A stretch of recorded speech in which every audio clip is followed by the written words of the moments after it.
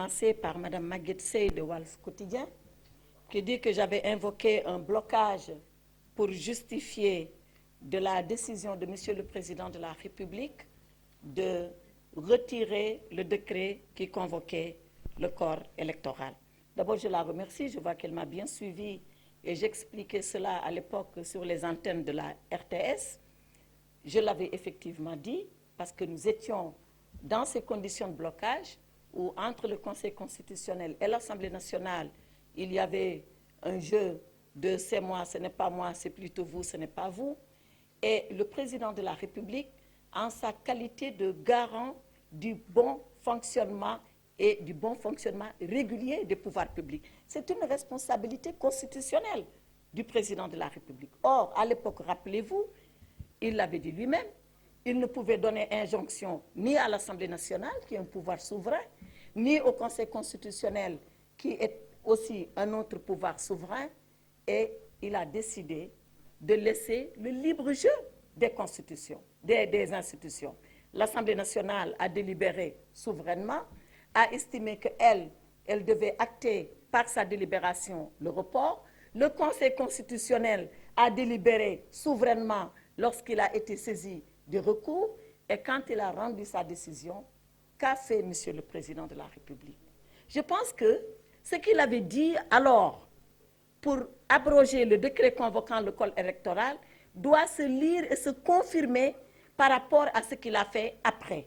Parce qu'après, quand le Conseil constitutionnel a dit que lui, déclarer la loi votée par l'Assemblée nationale contraire à la Constitution et qu'en conséquence, déclarer nul le décret abrogeant la convocation du corps électoral, Monsieur le Président de la République a pris acte.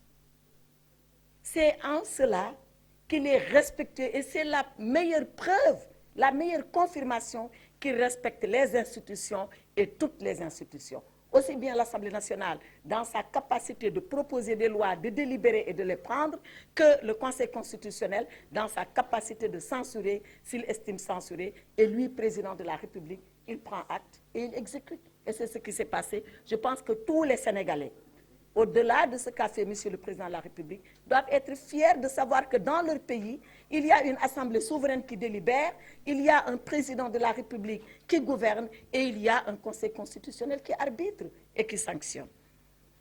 Sur la question de M. Diawara, mais bien évidemment que ça va de soi, parce que dans quoi nous sommes aujourd'hui? Nous sommes dans la mise en œuvre de la décision du Conseil constitutionnel. Donc, aussi bien l'Assemblée nationale que l'exécutif se plie à cela et c'est ce qui se passe. Quant à la question qui a été posée par le républicain, c'est Mme Diawara, je crois, qui a dit que Mme Rose Wardini a retiré sa candidature. Qu'en est-il de M. Karim Meïssa Wade? Mais moi, je ne peux pas répondre à la place de M. Karim Meïssa Wade. La seule chose que je sais et que vous tous savez avec moi, c'est que M. Karim Meïssa Wade considère qu'il a été injustement écarté de sa prétention de candidat à l'élection présidentielle. L'autre chose que je peux savoir, c'est que concernant Mme Wardini, elle a décidé en toute souveraineté, même s'il y a une procédure judiciaire la concernant, d'arrêter sa candidature et de la retirer, et elle en a le droit. C'est la seule chose que je peux dire, s'agissant de volonté personnelle qui s'exprime personnellement.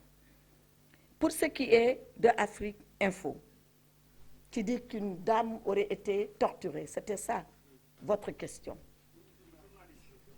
Donc ce n'est pas torturé. Quand même, donnons leur sens à tous les mots. Pour ce que j'en ai vu, moi, je ne sais pas vous ce que vous avez vu. Voyez, moi, je relativise. J'ai vu effectivement qu'une journaliste a vu sa perruque enlevée et brutalisée. Alors,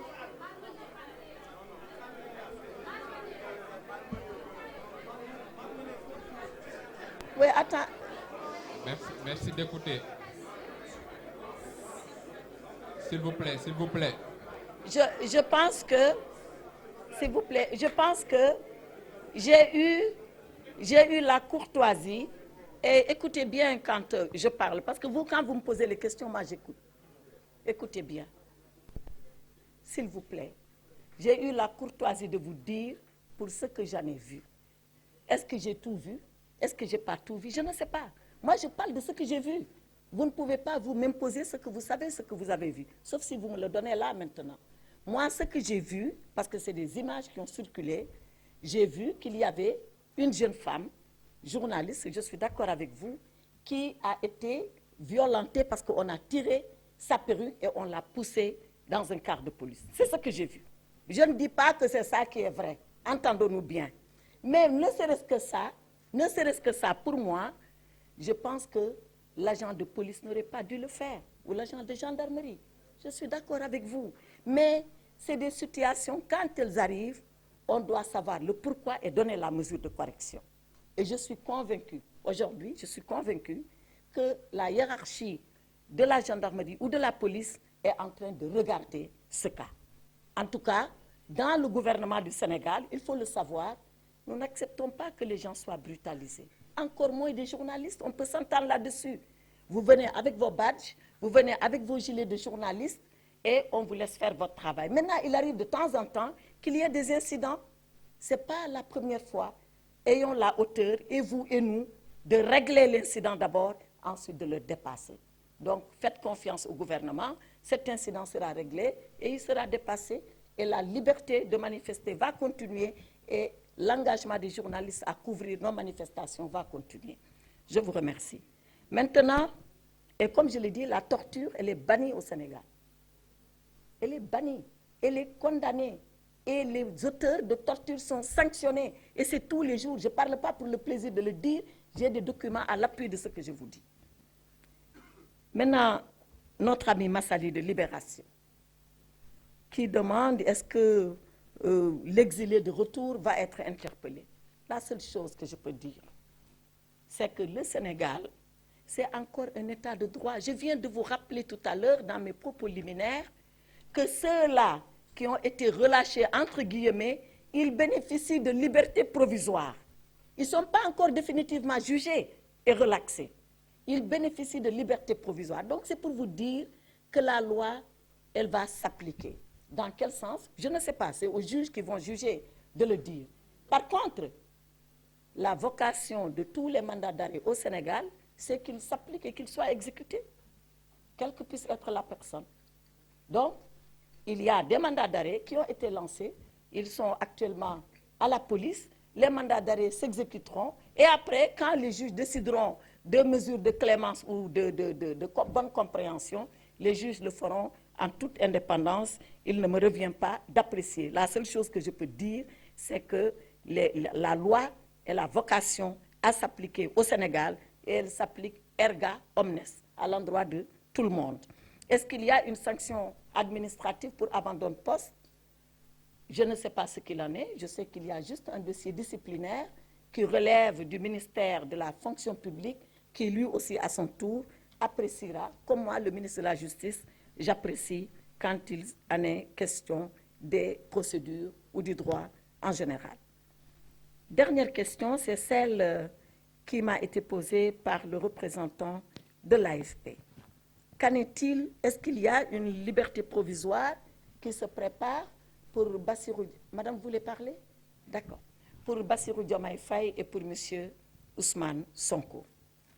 La seule chose que je peux dire les concernant, c'est que ce que nous sommes en train de faire, comme je l'ai dit, on ne le fait pas de façon massive comme ça, pour notre bon vouloir ou à la tête du client. Nous le faisons, je l'ai dit, parce qu'il y a des dossiers qui s'apprécient au cas par cas en fonction des éléments objectifs qu'il y a dans le dossier. Pour le moment, c'est là où nous en sommes. Est-ce que nous aurons encore un autre lot de dossiers à apprécier objectivement et à voir ce que nous allons faire? Certainement que oui. Mais quand je dis oui, ça ne veut pas dire libération de tout le monde, ça veut dire encore libération au cas par cas. Tout est possible selon la loi, tout est possible selon la procédure, tout est possible selon les éléments qui figurent au dossier. Voilà, je pense